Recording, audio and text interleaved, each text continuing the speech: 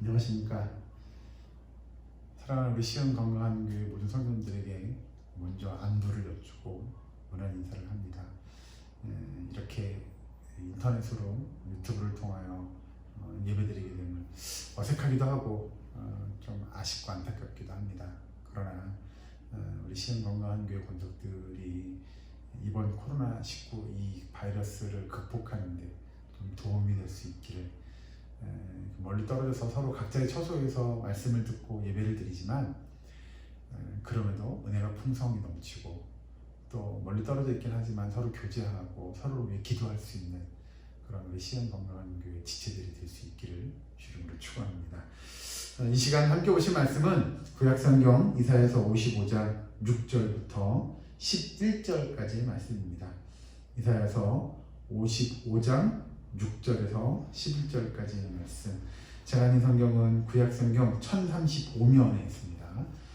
이사야서 55장 6절에서 11절까지 말씀을 제가 공독해 드리겠습니다.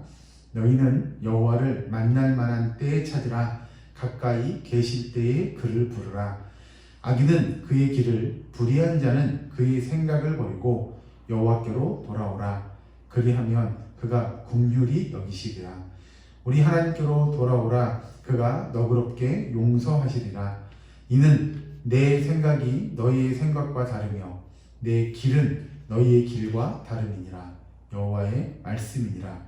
이는 하늘이 땅보다 높음같이 내 길은 너희의 길보다 높으며 내 생각은 너희의 생각보다 높음이니라.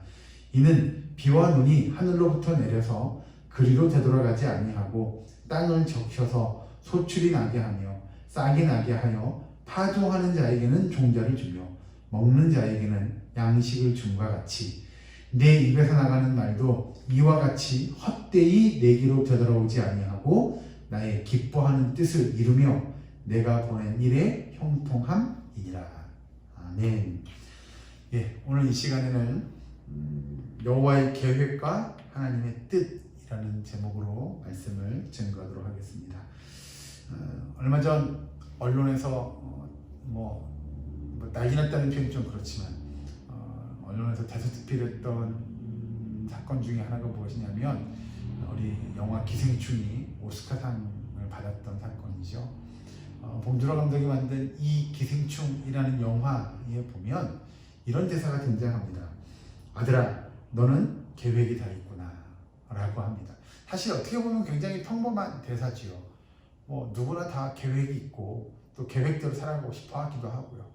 그런데 이 영화가 가지고 있는 아주 큰 줄기의 제목 또는 작가가 또 감독이 이야기하고자 하는 내용 중에 그 가지처럼 뻗어나오는 것 중에 한 가지가 무엇이냐면 바로 이 대사가 던져주는 결코 가볍지 않은 우리의 삶의 여러 가지 것들에 대한 이야기입니다. 먼저 여러분들에게 질문 하나 하고 시작하면 여러분들 어떻습니까?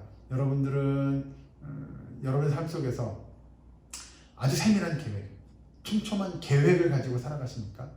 또는 반대로 나는 무계획이 계획이야 라고 하며 그냥 계획 없이 굳이 계획을 세우지 않아도 괜찮은 그런 삶을 살아가고 있습니까? 이 영화의 이 감독이 이야기하고자 하는 내용을 잘 들어보면 과연 우리의 삶에서 우리가 계획대로 우리가 세운 계획대로 우리 삶이 이루어져 가고 있는가라고 하는 겁니다. 이 영화에 보면 또 이런 대사가 등장합니다. 이건 계획이 없던 건데 라고 하는 대사입니다. 다 계획을 가지고 살아가는 것처럼 보여지지만 우리의 삶이 살아가다 보면 이건 내가 계획하지 않은 일들 또는 이건 내가 의도하지 않았던 방향으로 우리의 삶이 흘러가기도 하더라는 거죠. 이 영화에서 이 봉준호 감독이 이야기하고자 하는 내용을 잘 들어보면 우리는 우리의 계획대로 이렇게 착착착착 진행되며 우리의 삶이 이루어져 가기를 소망하지만 어떤 순간에는 우리의 삶과 전혀 반대 방향으로 흘러가기도 하고 또는 내가 계획 세운 대로 그대로 일이 이루어지지 않은 일들이 많이 있더라는 거죠. 그러니 굳이 계획이 필요한가?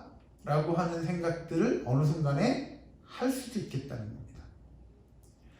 오늘 성경에 등장하는 이 내용 잘 들어보시면 왜 제가 이 봉준호 감독의 기생충의 이 계획과 무계획에 관한 이야기를 꺼내느냐 아마 잘 이해가 되실 것 같습니다.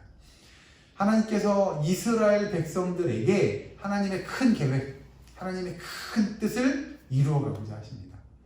그런데 이스라엘 백성들은 그 하나님의 계획, 하나님의 뜻이 어떻게 이루어지는지 거기에 대해 별 큰 관심이 없습니다. 그게 자신들하고는 큰 상관이 없는 것처럼 느껴지는 삶이 되기도 한다는 거죠. 자, 오늘 본 말씀의 내용을 잘 보시면 이사야 선지자가 등장해서 이스라엘 백성들에게 그들의 영적인 나약함, 게으름에 대해서 꾸짖게 되지요. 즉 바꿔 표현하면 그들이 영적으로 민감하고 깨어있어야 함에도 불구하고 그들이 영적으로 민감하거나 깨어있지 못했다는 겁니다. 그래서 그들에게 가서 그들의 영적인 나태함, 영적인 게으름을 꾸짖게 되자 그들의 반응이 생각보다 좀 싸늘하게 돌아오죠. 왜냐하면 하나님의 지금 우리에게 있어서 그게 지금 중요하냐, 그게 지금 우리에게 필요하냐는 이런 반응들이 등장하게 됩니다. 이스라엘 백성들이 이사야 선지자의 메시지를 듣고 나서 그 하나님께서 여러분들이 주님께로 돌아오면 주님이 여러분들의 용서해 주신다고 말씀하셨어요 라고 하는 그 외침을 의심하게 됩니다. 뭐예요 지금 그런 얘기가 가당키나 해요? 뭐 이런 것들이며 용서해 주신다면 지금 우리가 이런 상황에 처했겠어요? 이런 생각들을 하게 되는 거죠. 왜 그러냐면 이스라엘 백성들이 지금 하나님 앞에서 벌을 받고 있는 상황이에요. 벌을 받고 있는데 선지자가 와서 여러분의 죄를 고백하면 하나님께서 여러분들을 용서해 주신대요 라고 이야기하니 그들이 무슨 소리예요? 용서해 줄 것 같으면 이렇게 우리가 힘들기 전에 이야기했겠지 지금 우리가 그거 한다고 되겠어요? 뭐 이런 생각들이 드는 거죠. 뭐 굳이 예를 들어서 표현하자면 지금은 이미 늦은 때 아닌가요? 라는 반응을 그들이 보이게 되는 거죠. 그 이스라엘 백성들이 이사야 선지자의 말을 믿지 못하니까 또 따르지 않으니까 하나님께서 직접 이사야 선지자에게 이렇게 말씀하시는 거죠. 8절 다시 보시면 이는 내 생각이 너의 생각과 다르며 내 길은 너의 길과 다름이니라 여호와의 말씀이니라. 이스라엘 백성들이 어떻게 생각하는지 모르지만 하나님의 뜻과 하나님의 계획은 이미 다 짜져 있고 하나님의 그 놀라운 계획 가운데 그들이 들어오기만 하면 하나님의 그 계획을 충실하게 이행하실 것이라고 하는 것을 다시 한번 말씀하시는 내용이죠. 그래서 이스라엘 백성 너희들이 그렇게 생각할지 모르지만 나는 너희 생각과는 달라. 너희가 하는 것과 너희가 말하는 것과 난 달라 라고 하나님께서 말씀하시는 거죠. 자, 여러분 중세시대를 좀 생각해 봤으면 좋겠습니다. 13세기, 14세기 이 시기에 이 유럽에 큰 사건이 하나 벌어지죠. 바로 유럽 인구의 3분의 1을 몰살시킨 우리가 잘 아는 흑사병이 번지게 됩니다. 이 패스트균에 감염이 되게 되면 2일에서 10일 사이에 잠복기를 둡니다. 그 잠복기가 지나고 나면 두통과 발열이 나게 되고 림프절이 붓기 시작합니다. 그리고 결국엔 그 감염 부위가 까맣게 변하게 됩니다. 그러고 나면 사망에 이르게 되죠. 이 흑사병으로 인해서 유럽 인구의 3분의 1이 죽게 됩니다. 이 흑사병이라는 이름이 왜 그러냐? 사람이 감염 부위가 까맣게 변한다. 그리고 나면 죽는다. 그래서 흑사병이라고 명칭하게 되죠. 이 병에 우리가 그럼 어떻게 이 병으로 인한 유럽 인구가 3분의 1이 죽게 되었냐를 좀 따져보려면 이 병의 발원지, 근원지가 어디냐라고 하는 겁니다. 요즘 뉴스에 보면 지금 이 코로나19 사태의 근원지가 어디냐 이런 것들을 이야기하는데 이 흑사병의 근원지가 바로 중국입니다. 그럼 이 중국의 어디냐? 바로 쥐입니다. 쥐. 특히 쥐벼룩에서부터 시작이 되죠. 이 쥐벼룩이 많은 사람들로 옮겨 다니게 됩니다. 그러면 어떻게 중국에서 이 흑사병이 발병이 됐는데 그게 유럽으로 넘어가서 유럽 인구를 그렇게 많이 죽일 수 있었느냐? 어떻게 사망이 이렇게 했겠느냐라고 한다면 사실 역사적인 상황인데요. 우리가 잘 아는 이 징기스칸, 이 몽골족이 등장하게 됩니다. 이 몽골족이 고려 시대 때 이 고려부터 시작해서 중국 또는 우리가 이야기하는 서아시아를 거쳐서 동유럽 쪽을 거쳐서 그 유럽 전역에 걸치는 그 엄청난 결과를 가져오게 되죠. 이 징기스칸들이 전쟁을 치르며 나아가는데 그냥 전쟁만 치르는 게 아니라 그 징기스칸들이 뭘 타고 다녀요? 말을 타고 다니잖아요. 그 주변국이 말에 붙어서 그들이 가는 곳곳마다 그 흑사병을 옮기게 됩니다. 그래서 이 중국, 이 작은 도시 시작했던 이 흑사병이 유럽으로 넘어가서 유럽 인구의 3분의 1을 사망에 이르게 만들게 되죠. 자, 결과적으로 보면 한 2,500만에서 4,000명 정도 유럽 인구가 죽었다라고 이야기하고 그 시기가 대략 한 200년에서 300년 정도 시간 동안 유럽이 이 흑사병으로 인하여 고통받게 됩니다. 여러 가지 일들, 사건들이 있는데 그걸 다 이야기하기 사실 쉽지 않고요. 우리가 왜 이런 이야기를 하느냐? 어찌 보면 지금 한국 교회 안에 일어나고 있는 또 한국 사회 안에서 일어나고 있는 이 코로나 바이러스 이 사태가 그때의 상황과 좀 비슷하지 않을까라고 보여진다는 거죠. 뭐 전염하고 이런 것이 아니고요. 그 당시에 유럽 사람들이 가지고 있던 공포에 관한 것들이죠. 걸리면 죽어 뭐 이런 것들. 서로가 다 이 바이러스 공포를 가지고 사람들이 두려워하고 걱정하고 근심하고 있었던 일들. 사실 그 시대 때는 지금보다 사실 의술이라고 얘기할 것도 없죠. 그래서 사람들이 이 병을 이겨낼 수도 또는 병을 고칠 수도 없는, 다만 내가 병에 걸리지 않기만을 바라는 그런 상황들, 그런 일들밖에 없었던 시절인지라 더더군다나 사람들이 공포에 떨었을 것입니다. 오늘 아침에 제가 여기 장국동 중심상가에 나갔는데요. 사람들이 갑자기 난데없이 줄이 서 있는 거예요. 이건 뭔 줄이야? 라고 봤더니 한 20, 30m, 40, 50m씩 줄을 서 있는 거예요. 어디냐? 약국 앞에요. 그 마스크 사려고 약국마다 줄 서가지고 사람들이 있고요. 저는 다이소에서도 마스크 파는지 몰랐습니다. 거기서도 사람들이 줄이 엄청나게 서 있더라고요. 이게 뉴스에서만 보는 거라고 생각하고 저는 먼 지방에서만 있는 일이라고 생각했는데 이게 우리 동네에서도 그렇구나 라고 하는 것들을 좀 실감하게 됐습니다. 뭐 다름 아닌 말씀드린 대로 사람들이 걱정하는 거겠죠. 근심하고 또는 두려워하는 일들이 우리 가운데 벌어지고 있는 일들이라고 생각이 되어집니다. 이번 사건으로 인하여, 이 코로나 바이러스 사건으로 인하여 많은 일들이 우리 가운데 일어나고 또 벌어지고 있습니다. 특별히 이 신천지라고 하는 이 단체, 사실 교회 다니시는 분들은 우리 뭐 집사님, 권사님들은 다 이야기 들으셔서 잘 아시리라 믿는데요. 세상 사람들이 신천지에 대한 관심이 사실 없었습니다. 신천지가 뭔지, 그리고 신천지가 왜 문제가 되는지, 어떤 단체인지에 대한 관심이 사실 1도 없었죠. 그런데 이번 코로나 바이러스로 인하여 신천지에 대해서 온 국민이 너무나 잘 알게 됐고, 그리고 신천지에 대해서 많은 정보들을 또 얻게 됐다는 겁니다.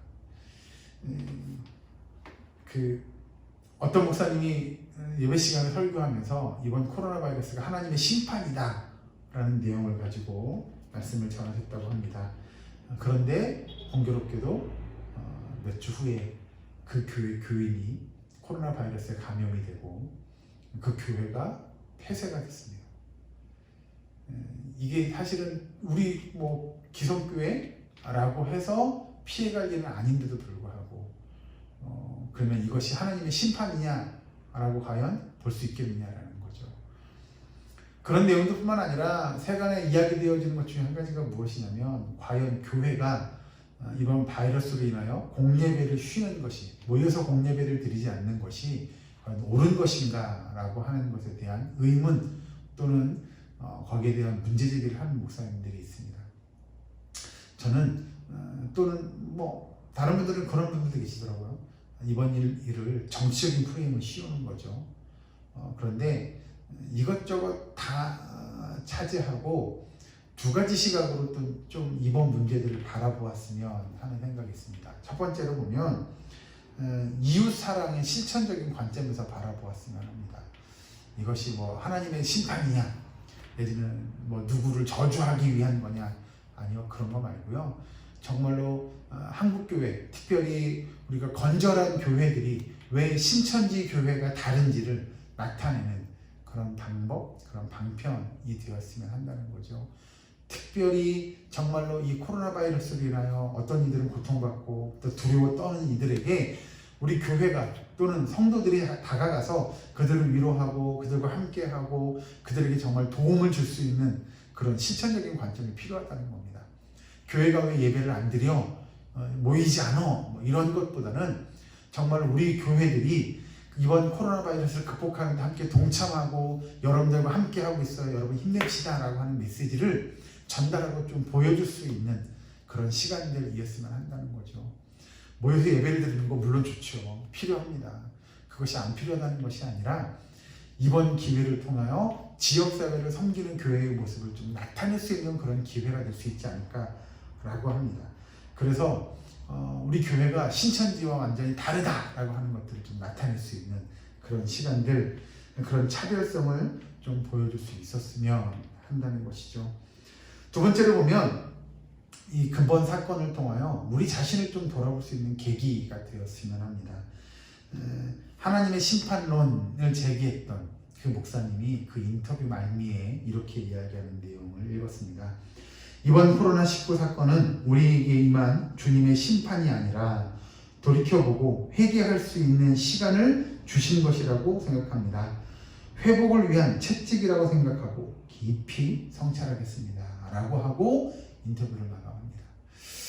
저도 이 말에 좀 동의하는 측면이 있습니다. 어떻게 보면 이분의 이 말씀이 정답이 아닐까라는 생각이 듭니다.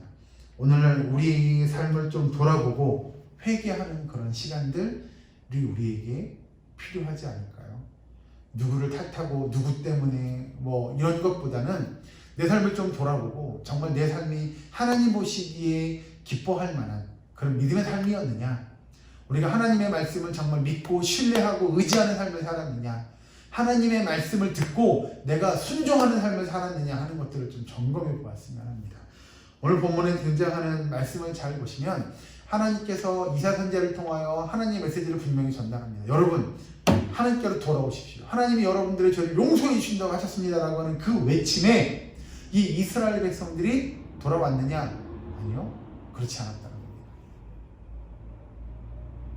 이 이스라엘 백성들이요, 오히려 그 말씀을 무시하고 그 말씀을 따르지 않고 순종하지 않은 거죠. 그때 하나님께서 그들에게 들려주는 메시지가 9절 말씀 보시면 이는 하늘이 땅보다 높음같이 내 길은 너희의 길보다 높으며 내 생각은 너희의 생각보다 높음이니라. 그들이 하나님의 말씀을 의심하고 따르지 않고 순종하지 않으며 거절했던 그들에 대하여 하나님께서 더 큰 뜻, 더 높은 뜻, 더 깊은 뜻이 있음을 알려줍니다. 이번 코로나19 이 바이러스 사태가 어떻게 보면 하나님의 더 깊고 더 높은 뜻이 있지 않을까요? 근데 그것이 누구를 향한 비난이나 누구의 책임으로 돌리는 것이 아니라 정말 우리의 삶을 돌아볼 수 있는, 우리의 신앙을 돌아볼 수 있는 그런 시간, 그런 계기가 되었으면 합니다. 하나님께서 우리에게 들려주는 그 음성, 그 메시지를 듣고 내가 주님 앞에 나와 주의 말씀을 믿고 순종하는 그런 믿음의 모습이 있기를 하나님께서 우리에게 요구하고 계신지도 모르겠습니다. 본문 말씀, 그 11절의 말씀을 다시 한번 보시면 내 입에서 나가는 말도 이와 같이 헛되이 내게로 돌아오지 아니하고 나의 기뻐하는 뜻을 이루며 내가 보낸 일에 형통함이라. 하나님은 단 하나의 말씀도 헛되이 하시는 분이 아니라는 거죠. 하나님께서는 우리에게 정말로 하나님의 뜻이 어떻게 이루어지고 하나님의 계획이 어떻게 이루어지는지를 우리에게 너무나도 잘 알려주시고 우리가 하나님께로 돌아오기만 하면 하나님께서 우리들을 용서해 주시고 그 우리를 하나님의 은혜의 자리로 나아갈 수 있도록 하나님께서 해주시겠다고 말씀하시고 우리를 기다리고 계신다는 겁니다. 그런데 우리는 하나님의 뜻을 따르지 못하고 본문의 표현을 빌리면 믿지 못하는 거죠. 그 뜻을 거부하고 있지 않습니까? 우리가 하나님의 뜻을 이루겠다고, 우리가 하나님의 역사를 이루겠다고 우리는 말하지만 하나님께서 우리에게 하나님의 계획이 어떠한지를 다 알려주지 않더라도 우리가 하나님을 믿고 하나님을 신뢰하는 모습이 우리 가운데 있어야 할 줄 압니다. 하나님께서 우리에게 들려주는 말씀 한 구절을 더 보았으면 하는데요. 히브리서 10장 17절에 있는 말씀입니다. 신약성경 히브리서 10장 17절 말씀 같이 한번 봉독하시죠. 신약성경 363페이지 히브리서 10장 17절 말씀 봉독합니다. 또 그들의 죄와 그들의 율법을 내가 다시 기억하지 아니하리라 하셨으니, 하나님께서는 우리에게 이처럼 그들의 불법을 또 우리의 죄를 다시는 기억하지 않으신다고 우리에게 말씀하십니다. 우리 삶을 돌아보고 정말 내가 그동안 하나님의 말씀에 순종하지 못했다고 한다면, 하나님의 말씀을 믿지 못했다고 한다면 우리가 돌아가서 우리의 죄를 고백하고 하나님 앞에 우리의 죄를 용서함을 구하면 하나님은 우리의 죄를 용서해 주신다고, 그리고 그 하나님의 은혜의 역사들을 우리에게 베풀어 주신다고 말씀하고 계십니다. 그런데 그것이 아까 읽은 이사야서 55장 11절의 말씀은 뭐냐면, 내 입에서 나가는 말도 이와 같이 헛되이 내게로 되돌아오지 아니하고 나의 기뻐하는 뜻을 이루며 내가 보낸 일의 형통함이니라라고 하나님 말씀하십니다. 정말 하나님의 그 약속, 분명히 하나님께서 헛되이 하시는 말씀이 아님을 여러분 믿으시기 바랍니다. 우리 삶이 하나님의 그 언약의 말씀을 듣고 잘 알매도 불구하고 나 자신을 표줄 삼아서 내 삶에 욕심을 채우려고 또는 내 뜻대로 하려고 하나님의 말씀을 순종하지 않는다면 이 또한 하나님에 대한 일종의 모욕이 될 겁니다. 하나님은 우리에게 우리가 어떠한 극한 상황에 처해 있을지라도 하나님께로 돌아오기를 바랍니다. 반대로 생각하면 그런 거죠. 우리 상황이 어떠할지라도 우리가 하나님께로 나아가는 걸 두려워해서는 안 됩니다. 흔히 그런 말 있잖아요. 난 글렀어. 나 포기해. 아니요. 하나님은 절대 우리를 포기하지 않는다고 하는 사실이지요.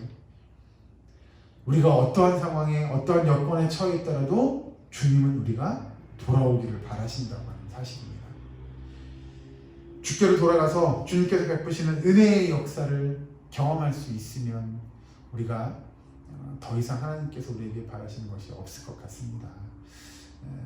바라기는 우리 시흥 건강한 교회뿐만 아니라 이민족의 교회가 정말 하나님의 도우심, 하나님의 바라심, 또 하나님의 역사하심을 경험하기를 소망합니다.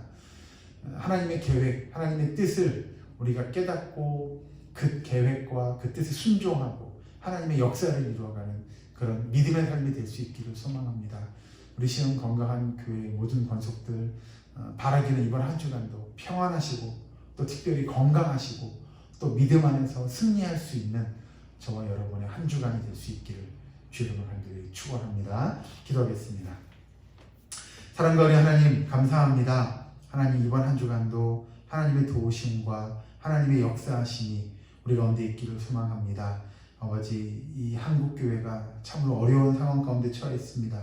또한 이 한국 사회가 어려운 상황 가운데 있습니다. 많은 이들이 걱정하고 근심하며 고민하는 가운데 있사오니 주님 우리를 살펴주시고 아버지, 우리가 기도할 때마다 주의 도우심과 주의 은혜가 이민족 위에, 이민족의 교회 위에, 모든 성도들 위에 임하게 하여 주시옵소서. 아버지, 주님의 뜻과 주님의 계획을 이루어가기 원하오니 우리에게 더욱더 믿음의 견고함 허락하여 주시고 우리 시흥 건강한 교회 권속들이 주의 말씀을 따라 순종함으로 주님께서 베풀어 주시는 그 은혜의 역사들을 경험하는 이번 한 주가 될 수 있도록 주여 도와 주시옵소서. 모든 것 감사드리며 예수님의 이름으로 기도하옵나이다. 아멘.